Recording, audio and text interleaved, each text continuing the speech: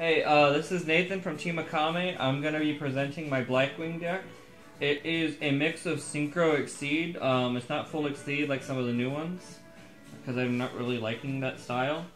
I have a complete extra deck and everything ready for you guys to look at, too. First, we're going to start with the monsters. You got your basic lineup, your 3 Shura. And when he destroys a monster by battle, you can special summon a monster from your deck with 1500 or less attack. Then you have Blackwing Spear. He's a piercer, and he can be special summoned if there's another Blackwing on the field.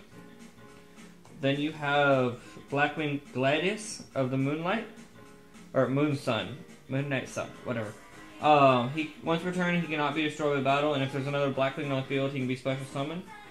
Kalute, I think everybody knows what he does. He's basically an Honest of the deck. But he gives your Blackwing 1400. Skoro of the Dawn. And I notice a lot of people don't play him, but I like him because when people have field presence and you have none, especially a lot of people wiping nowadays, he's very easy to pull out because he just normal summons if there's no monsters on your field and a monster on your opponent's field. He's like a Cyber Dragon in normal summon form. Then he's got his other ability, where he can add up all the Blackwing monsters' attack to one monster, and that monster is the only one that can attack, though. Blizzard of the Far North. Basically, special summon a level 4 or lower Blackwing for your monster. Basically, everyone is level 4 except for Skoro, and yeah, I think he's the only level 5. Then I have the 2 Gales. I know it's at 3 right now, but you run 3 when you start out the game, and you're almost certain to go get hand clogged easy. Ashi of the Squall.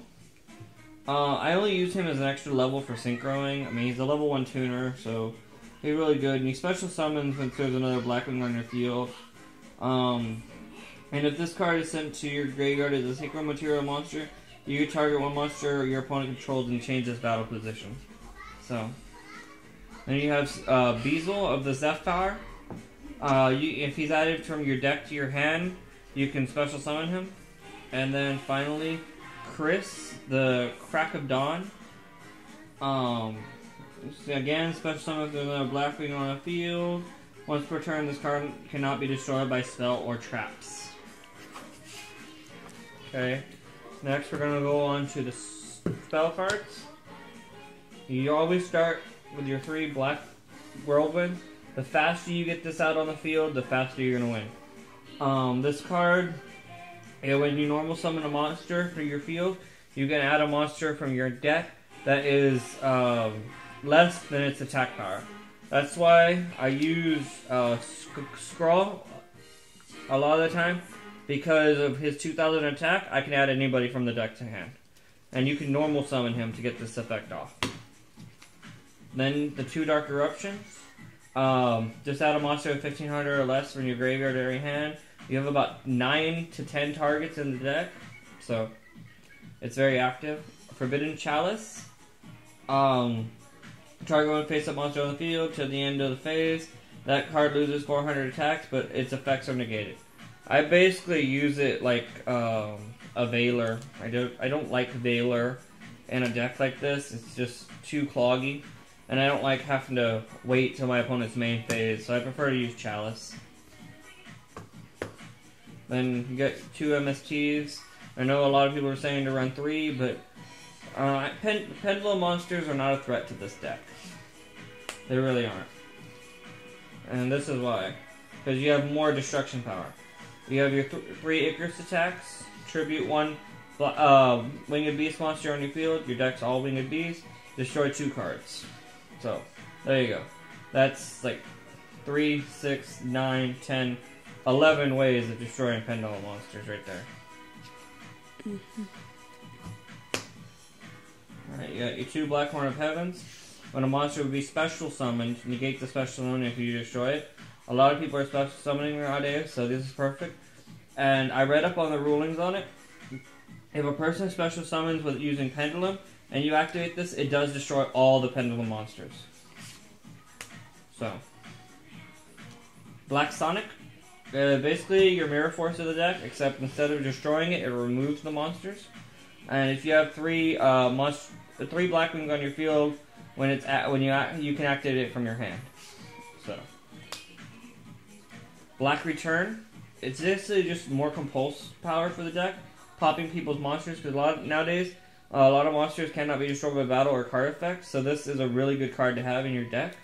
All you have to do is special summon a Blackwing monster, which you notice this deck does a lot, and it automatically pops one monster on your opponent's field back to their hand.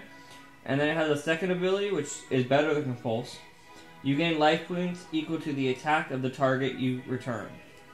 So if you return a monster from their field that's 3,000 attack, yeah, you gain 3,000 life points. So. Then you have your standard Compulse, and then Call of the Haunted.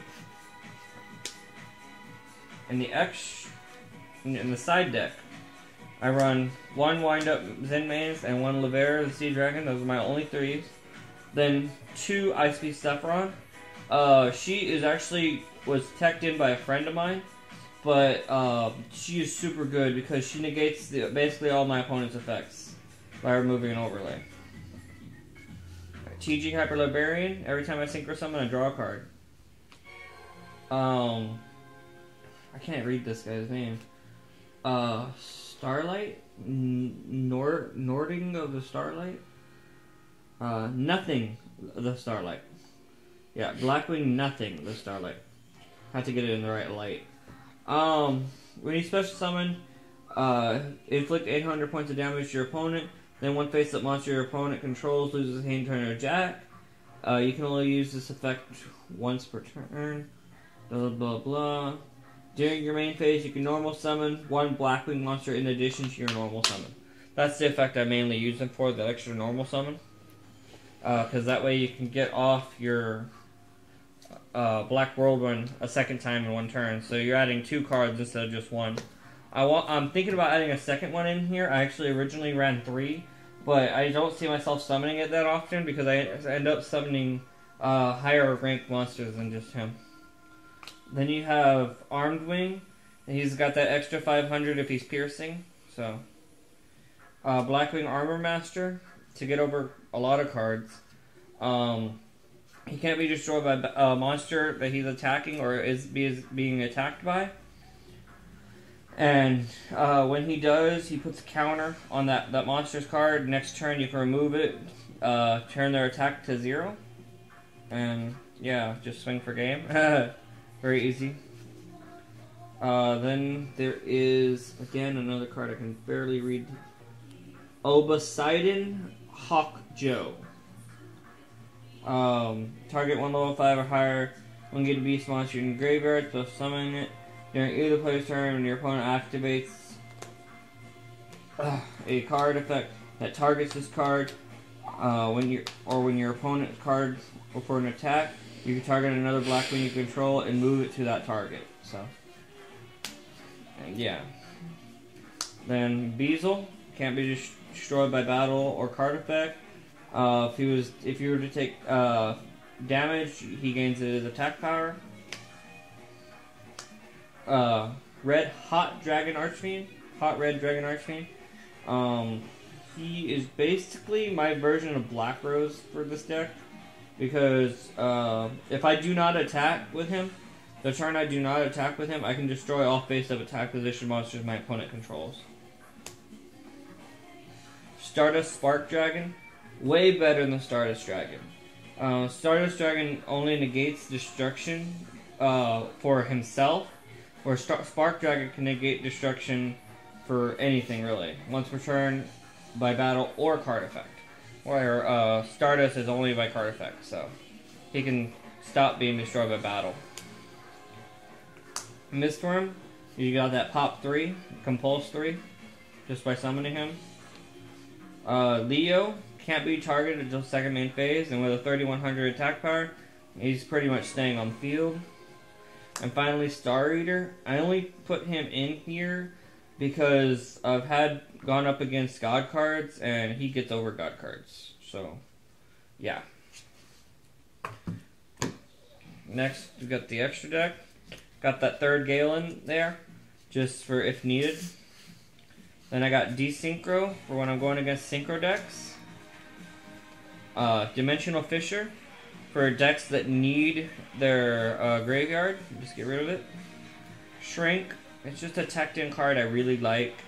I've always had it in my decks at all times, so I couldn't see taking it out.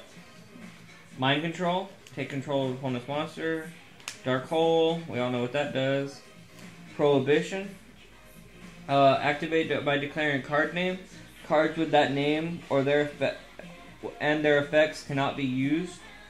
Cards already on the field are negated, and that includes face downs. So, just Light of Imprisoning Mirroring. As you saw, I have no light monsters in the main deck. I have a few in the extra deck, but most of them are dark and wind, so it doesn't really matter either way. But basically, this on the field negate all light monsters' effects. Chthonium Polymer. A lot of people are fusing nowadays. And this shuts down fusions. I mean, you just activate it, take control of the monster your opponent just fused. And it's your monster now for the rest of the duel. And they really can't do anything about it. I mean, MST would not even stop it. Just Dark Bride basically would stop it. And you got your Mirror Force, just for it's there. Tuner Scheme. This basically is almost the same as Chthonium Polymer. Activate when an opponent's monster